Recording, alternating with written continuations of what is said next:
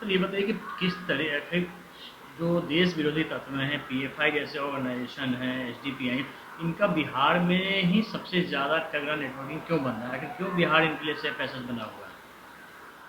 और देखिए, safe passage तो इसलिए इनका बनता है कि चूंकि बिहार की सीमा जो है वो जुड़ी हुई है बांग्लादेश से, नेपाल से। इनको आसानी होती है उधर शिफ्ट कर जाने को या वहाँ से इधर प्रवेश कर जाने को। तो चूंकि एक तरह से आप कह सकते हैं कि इनका गेटवे है, प्रवेश द्वार है, जिससे ये आसानी से वो निकल जाते हैं या बच जाते हैं। दूसरी महत्वपूर्ण बात है कि जहाँ पर अशिक्षा ज़्यादा होगी, गरीबी ज़्यादा होगी, वहाँ सोसाइटी को रेडिकलाइज करना थोड़ा आसान होता है। तो जो बिहार का सीमांचल का इलाका देख लीजिए, या वो इलाका जहाँ गरीबी बहुत अधिक है, जहाँ के नौजवानों के पास काम नहीं है, उनको भटकाना, उनको ब्रेन वॉश करना, उनको इस तरह से सब्ज बाग दिखाना और धार्मिक उन्माद के तौर पर इनको तैयार करना कि चूंकि ये तो पढ़े लिखे हुए हैं नहीं, चीज़ों को ये समझते नहीं हैं। जिस तरह से ये ग्रंथों को, कुरान को, हदीस को इंटरप्रेट करके इनका ब्रेन वॉश करते हैं कि देखो ऐसा पैगंबर साहब बताते हैं कि ऐसा करोगे तो तुम्हें जन्नत मिलेगी। तो ये जो भटके हुए नौजवान हैं जिनको ये रेडिकलाइज करते हैं, तो चूंकि ये गरीबी, बेरोजगारी और निरक्षरता, पढ़ने का अभाव, इसका फ़ायदा ये उठाते हैं और इसका ये सीधे सीधे इन नौजवानों के ऊपर, इनके ब्रेन के ऊपर इस तरह का अपने तरीके से एक परत चढ़ाने की कोशिश करते हैं धर्मांधता की। और ये बताने की कोशिश करते हैं कि देखो तुम्हारा धर्म खतरे में है, तुम जब तक इसके लिए तैयार नहीं होगे, कौन इसके लिए तैयार होगा। इसका ये सेंटर एक तरह से कह लीजिए कि बिहार को ये बनाए हुए हैं। जो दूसरी प्रमुख बात है कि जब सेंट्रल इंटेलिजेंस बार बार आगाह कर रहा है इस बात को लेकर के कि भाई आप चुपचाप हाथ पर हाथ धरे हुए हैं, एटीएस को अलर्ट करने की बात की जा रही है, बार बार की जा रही है। और रॉ ने भी इसकी सूचना दी है कि दरभंगा हो, सीतामढ़ी हो, बांका हो, गया हो, सीमांचल का इलाका हो, ये सब जो इलाके हैं ज़रा इस पर नज़र रखी जाए कि क्या उन नौजवानों को मदरसे में कुरान और हदीस पढ़ाई जा रही है या कुछ चीज़ें और सिखाई जा रही हैं। और जब वो तथ्य उभर करके आए, तब जाकर के चीज़ें पता चली कि नहीं, इन नौजवानों को तो कहीं कुछ और बताया जा रहा है। अभी देखिए ढाका के जो स्कूल में जो उन मौलवी को पकड़ा गया, वो क्या कर रहे थे, जो लिटरेचर मिले हैं, जो पेन ड्राइव मिला है, जो डिजिटल इंस्ट्रूमेंट मिले हैं, वो सब चीज़ में देख लीजिए वो किस तरह की बात करते हैं। यही फुलवारी शरीफ में जो लिटरेचर मिला पॉपुलर फ्रंट के ऑफिस से, उस लिटरेचर में देख लीजिए 8 पन्ने के लिटरेचर में कैसे वो कहते हैं कि 2047 तक आते आते हम भारत को इस्लामिक राष्ट्र में बदल देंगे। गजवे हिंद की बात वो कैसे करते हैं। अब ये जो पकड़ा गया मरगूब दानिश, तो इस पर तो पहले भी नज़र थी सेंट्रल इंटेलिजेंस की और आगाह किया जा रहा था। 21 में भी इंफॉर्मेशन था कि कोई व्यक्ति है जिसका नेटवर्क जो है वो पाकिस्तान के कुछ आतंकवादियों के साथ है और वो कोडवर्ड में बात करता है, उसको डिकोड किया जाए। तो जिस तरह से ये व्हाट्सएप चैटिंग कर रहे थे, जिस तरह से ये लोग एक दूसरे से कनेक्ट कर रहे थे, मैं तो मानूंगा कि इंटेलिजेंस फेलियर का ये मामला है।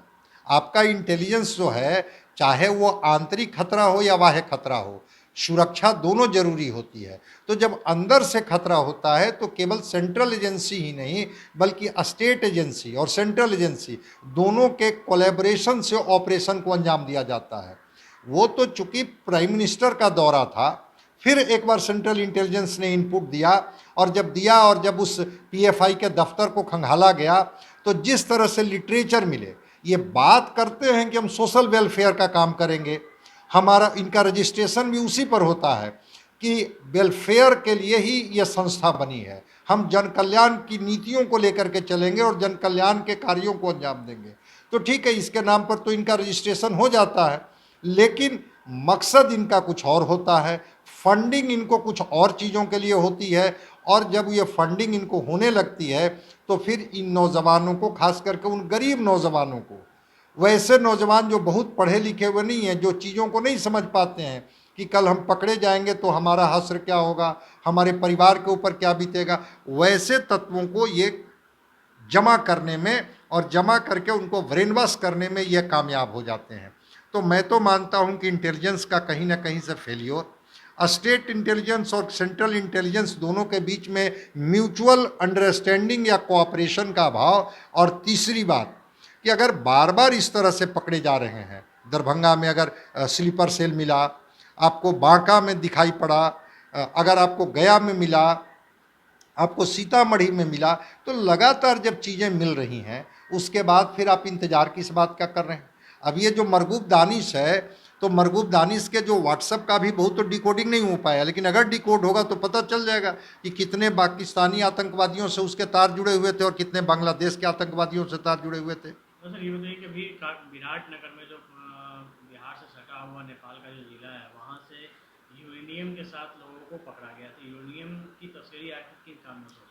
यूरेनियम से तो परमाणु बम तक बनाया जाता है। अब सोच लीजिए कि वो जो बम बनाए जाएंगे उस यूरेनियम से, और अगर उसको उस विधि से वो तैयार करेंगे तो उस विस्फोट का खामियाजा होगा कि एक बड़ा शहर हमेशा हमेशा के लिए समाप्त हो जाएगा। उससे जो रेडिएशन निकलेगा, जो उससे तरंगें निकलेंगी, उस तरंगे से कई पीढ़ियों तक प्रभावित होगा। लूल्हे लंगड़े बच्चे पैदा होंगे, अंधे बच्चे पैदा होंगे, विकलांग बच्चे पैदा होंगे।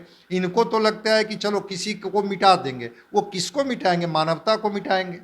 अगर वो उस यूरेनियम का बम में इस्तेमाल करते हैं बनाने में, और अगर वो एक्सप्लोसिव का इस्तेमाल कर लेते हैं बना करके, तो फिर जिस क्षेत्र में भी उसका प्रयोग करेंगे वहाँ कोई व्यक्ति धर्म में बटा हुआ थोड़े उनको मिलेगा, जाति में बटा हुआ थोड़े मिलेगा। वो सब लोग का समूल नाश हो जाएगा। यहाँ तक कि वहाँ के पशु पक्षी, पेड़ पौधे, तालाब, सब कुछ हमेशा हमेशा के लिए समाप्त हो जाएंगे। ये तो एक बहुत बड़ा खतरा है।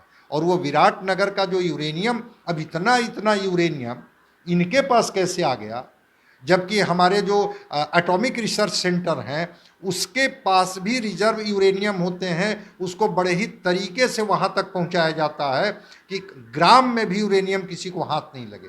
और जब इतने यूरेनियम इनके पास मिल रहा है तो कल्पना कर सकते हैं कि हम लोग बारूद के ढेर पर खड़े हैं।